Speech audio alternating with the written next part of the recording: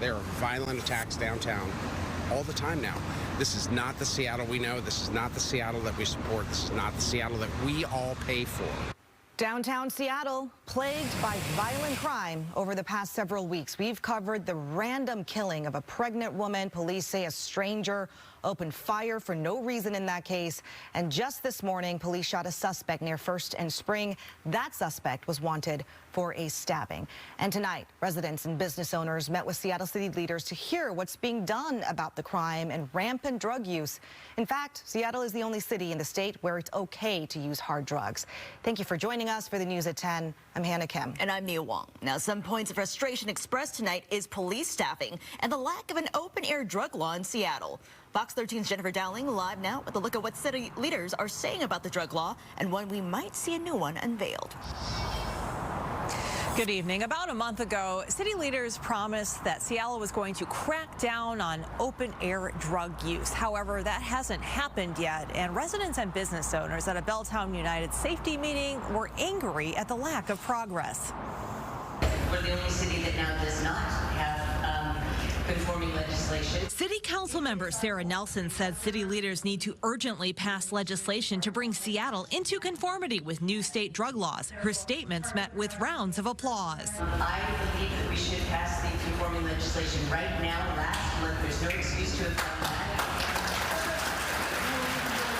The Seattle City Council voted just weeks ago to not allow the city attorney to prosecute drug crimes in line with new state law. Mayor Bruce Harrell and other city leaders have since promised new legislation to address that issue. I asked Andrew Lewis, one of the council members that voted against the initial legislation, when residents might see that unveiled. Is that new open-air drug law ready to roll out yet?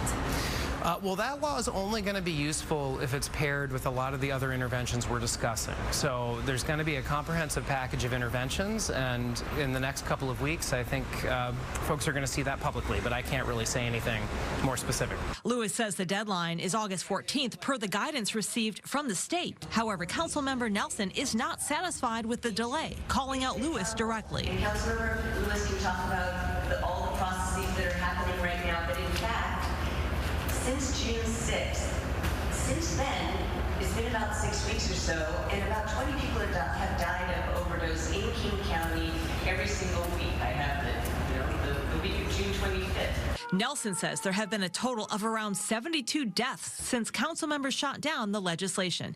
Meantime, some markers of progress tonight included increased staffing in the park ranger program, with the first of the new rangers deployed in June. Well, I've been really focused on Bell Street Park in particular, and it's been part of the motivation behind the park ranger program that Mayor Harrell and I created through the Metropolitan Park District expansion.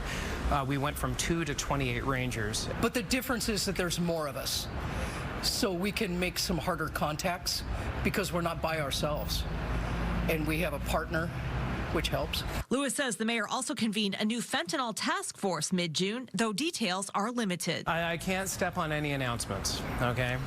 Sorry about that, but you know, the general thrust of what our focus is as a city is what can we do to have the most efficacious interventions in the situation on our street that plays out through open and public drug use.